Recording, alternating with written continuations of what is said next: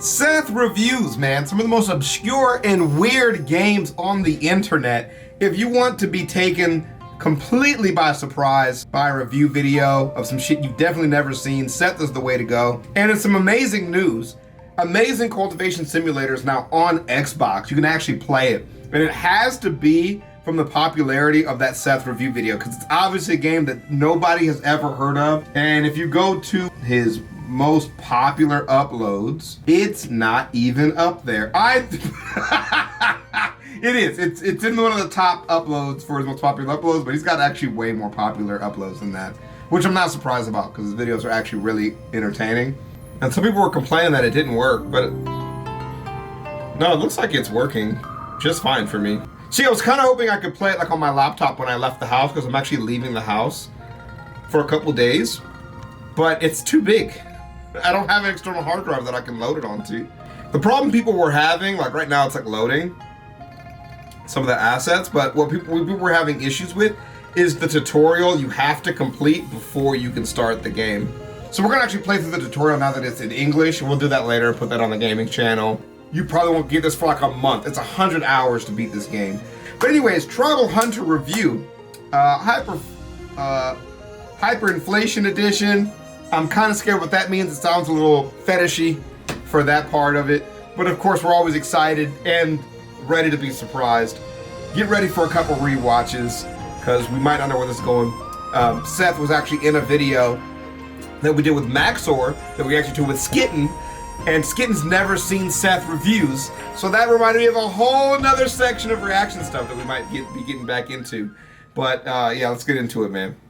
Hey people, Seth here. Here's our topic of the day. Inflation. Inflation is a global topic. Some of the most powerful people on this planet are the same people responsible for the most inflation. Coincidence? I think not. You might think it's just a way of printing liquidity for short-term gain and no consequence, because, after all, everything is tethered to the dollar since we abolished the Bretton Woods system in 1971. So, even if you're holding pounds, euros, or yen, it doesn't matter, because you're equally screwed. Our hyperinflation is your hyperinflation. Enjoy. In conclusion, the Federal Reserve is run by hyperinflation fetishists. Fuck is that? But here's the thing. They're not doing it for money. They're doing it because they're perverts, and they find it to be extremely, extremely hot. Now, let's talk about something completely unrelated.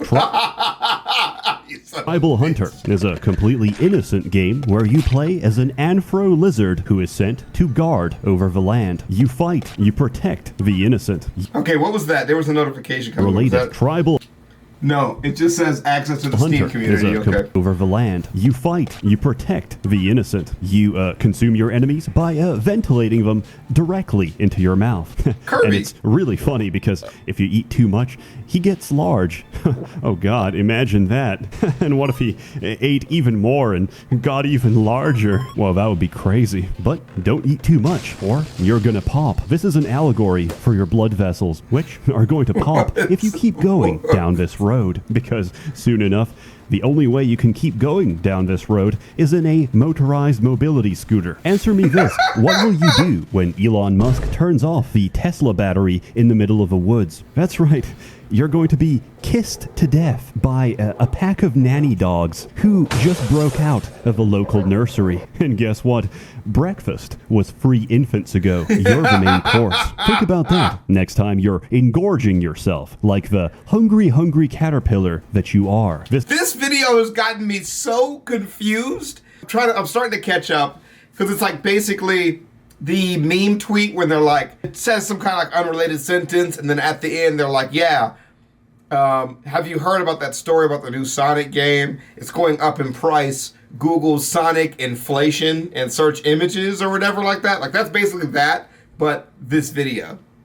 Right? This game plays like a brawler platformer Metroidvania. It's like the old Metroids if Samus was or could become heavily pregnant, and this grants her gameplay advantages. It's much the same way. When you're small, you're very quick, you're very nimble, and you can platform really easily. When you're large, you hit like a truck. Your damage, your animations, your hitbox, they all scale with your stomach content. However, you become both vertically and horizontally challenged when each footstep is the equivalent of a quake in Asia, jumping is the least of your concern. This might not be politically correct to say, but there's no way to sugarcoat it without making you even larger. You're a fat fuck. So, how do we shed those pounds? Well, you sit down and you metabolize your food in a matter of seconds. When the morbidly obese blame it on metabolism, this is exactly what they mean. This is what they're competing against. This goddamn lizard just metabolized, and I calculated this, by the way. I took an average slaughter-sized 250-pound hog, and he ate 3 of those, which, in a span of 15 seconds, he has digested completely. That's over 500,000 calories reabsorbed into his body. And still we're asking stupid questions like, why can he breathe fire? Here's a question. Why wouldn't he? Sitting down quickly trades satiety for health, and it's your primary way of healing up between fights. It's actually genius design. Like, think about it. You're making a game and you get really happy when things get larger. That dopamine hits hard, like coronary heart disease. But where do we go from here? It's already half a screen, and the commission artist is just not responding anymore. After the last request, there's no sign of him. Their postal address leads us to a monastery in Middle England. But if we have to deflate and get smaller as part of a gameplay mechanic, just like free refills at a Denny's, we can get large over and over again. I am legitimately concerned. We're only 3 minutes in. We have 10 more minutes of this video. I'm trying to figure out what the rest of it is about.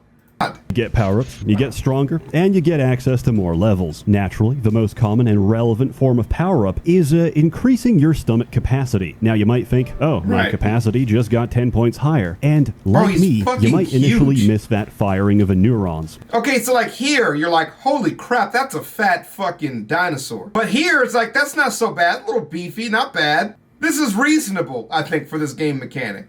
Where we're at now is scary. That is terrifying. I am lost on this fetish. You guys do not have my. I don't have your back on this. That dopamine hits hard, like coronary heart disease. But where do we go from here? It's already half a screen, and the commission artist is just not responding anymore. After the last gameplay mechanic, just like free rips, you get stronger. Increasing your stomach capacity. Now you might think, oh, my capacity just got 10 points higher. And like me, you might initially miss that firing of the neurons, that transmission of a synapse, where you realize, oh, this isn't my final form. I can get larger. And so there's this strange drive pushing you forward where you're kind of morbidly fascinated. Because you see, there's many forms of motivation, and ours is to see how large we can possibly get. Who is this game for? Why are we covering it? Why is it important? That's a very simple answer. First, they came for the furry inflationists, and I did not speak out, for I was not a furry inflationist. And then they came for me, and there was no one left to speak out. That's why we defend. Did he just eat that through his ass? Now, and we get on good terms so that during the upcoming political upheaval, they can return the favor and vor our enemies. Due to the nature of my work, I cover some really old and really niche games. Problem is, it's hard to get an original copy, so I depend on friends and family to send me a working copy of Bad Rats 2, Punjabi Pre-Cracked No Virus. One of the most stable ways to do this is torrenting, or, as it's more commonly known, trying before buying. Unfortunately, my internet provider and the people who work there are the product of a brother and sister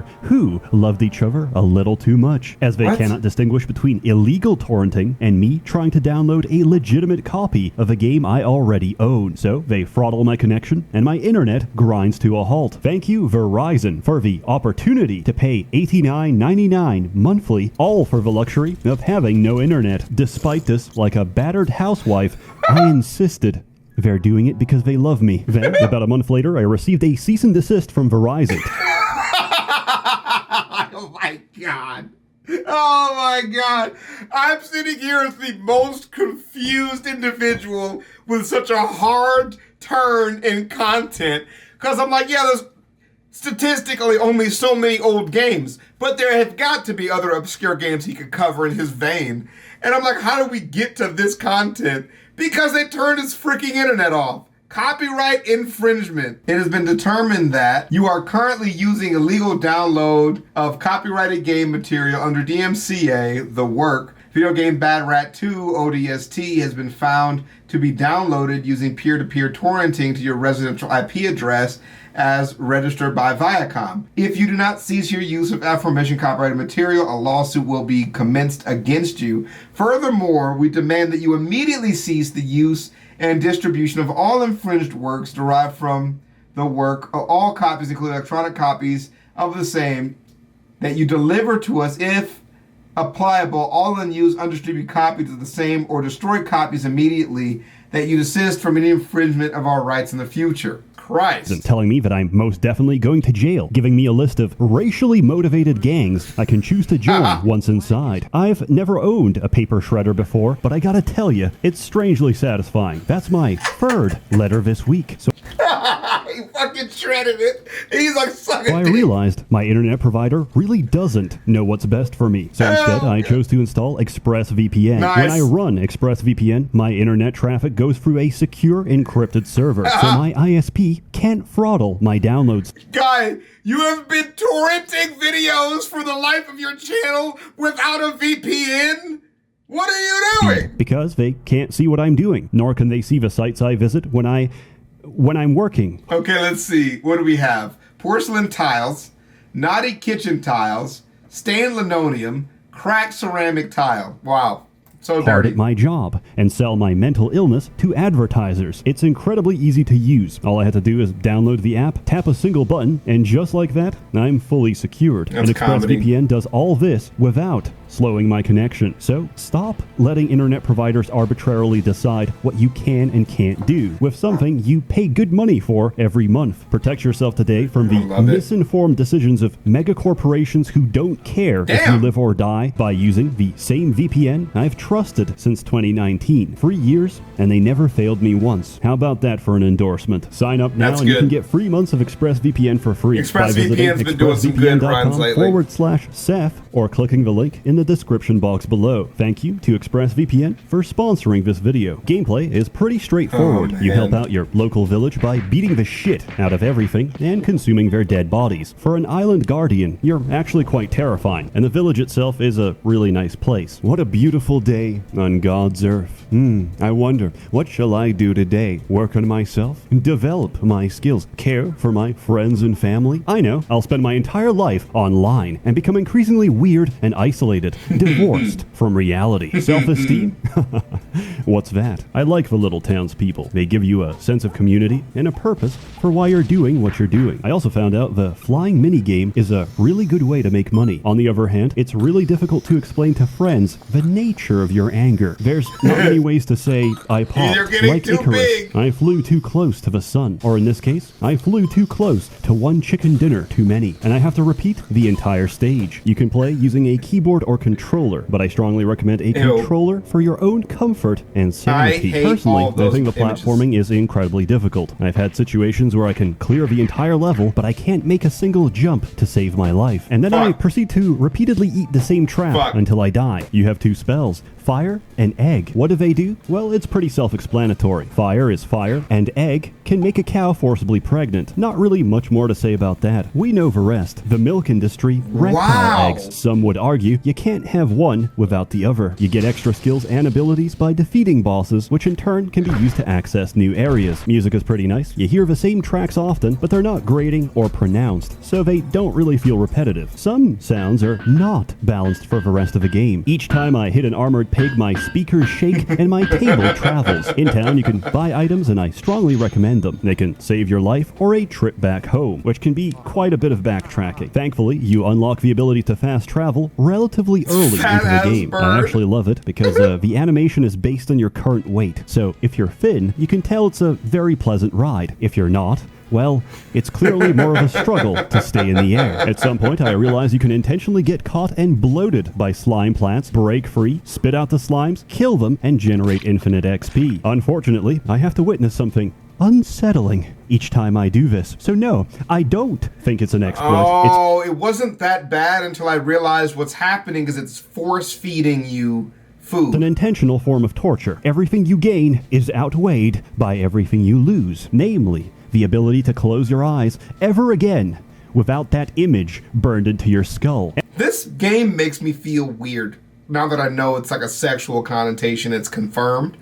I saw the inflation thing in the title, and I'd had a little more exposure to Vor due to Meat Canyon, and that has kind of ruined me, right? And that's why we don't watch a ton of Meat Canyon, because the fetishes it covers are weird.